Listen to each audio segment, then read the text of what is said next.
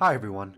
So unfortunately, sometime in the future, the Starfall Protocol Warlock build will be nerfed. It's an inevitability, as many people argue it is broken. I think it's a fine build in the game, but eventually it will be nerfed. So as much as I hate to see it go, it opens the way for other solar builds to shine. This Sunbracers build was inspired by a video that came out recently where a player soloed Riven by spamming solar grenades. So I wanted to put together a build that could be great at killing enemies, matching the potential of current Warlock solar builds, and being a perfect entry for taking into raids and Grandmaster Nightfalls. So without wasting any more time, let's see how this build works. So starting off, the weapons you use are optional. You can use whatever weapon you want. I was trying out the Prometheus lens for a bit. I think that worked pretty well. I was also using a different solar trace rifle, but if you want to keep on a void submachine gun that's really popular this season, you can do that as well. Honestly, the weapon choice does not matter here. If you want to make the build slightly better, you can try a weapon that gives scorch to targets, but use whatever you want. For the artifact mod, the only real perk you're going to want is Solar Surge. Collecting a fire sprite gives you an armor charge. This doesn't matter as much because your grenades give you a ton of orbs of power, so for the most part you don't need to worry about this, especially for next season since this perk will go away.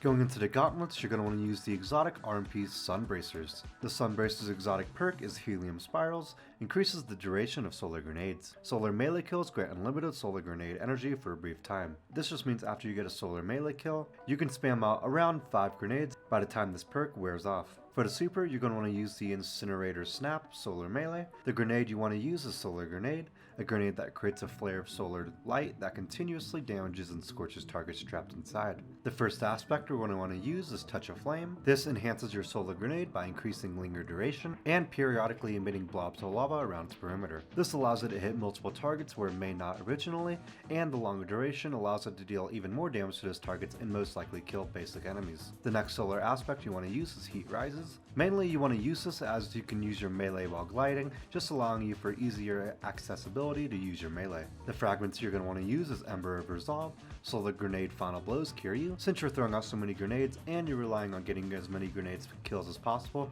the amount of healing you gain while throwing your grenades is great for survivability. The next fragment you want to use is Ember of Searing. Defeating scorched targets grants melee energy and creates a fire sprite. Fire sprites allow you to get grenade energy back. The next solar fragment is Ember of Ashes. You apply more scorch stacks to targets.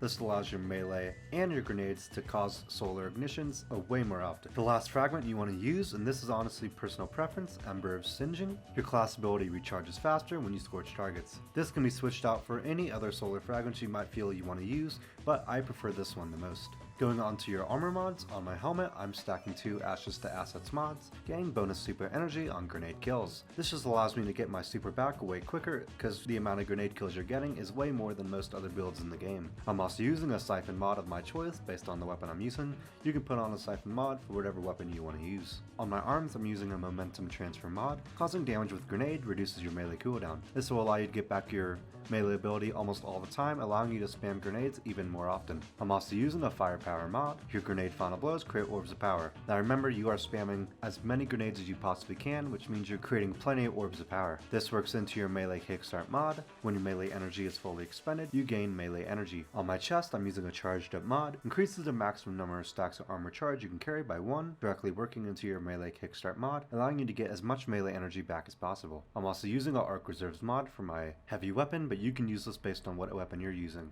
On my leg armor, I'm running a stacks on stacks leg mod. Picking up an orb of power grants you 1 additional stack of armor charge. This just allows you to save up as many armor charges as you have, so you have plenty to work with your melee kickstart. I'm also combining 2 invigoration armor mods. Reduces melee cooldown each time you pick up an orb of power. Keep in mind you're creating orbs by getting grenade kills, which means you can get back your melee much quicker. On my bond, I'm using 2 outreach mods. Reduces melee cooldown when using your class ability. This just allows you to get back your melee again in situations where your melee didn't get a kill and you need to get it back to try to get a kill in order to use the build correctly. I'm also using a utility kickstart mod to work with the 2 outreach mods. When your class ability energy is fully expended, you gain class ability energy. Once again, combining this specifically with the charged up and stacks on stacks mod. So let me know down in the comments below what I should do to improve this build and what other builds you might want to see in the future. Thanks for watching and have a good day.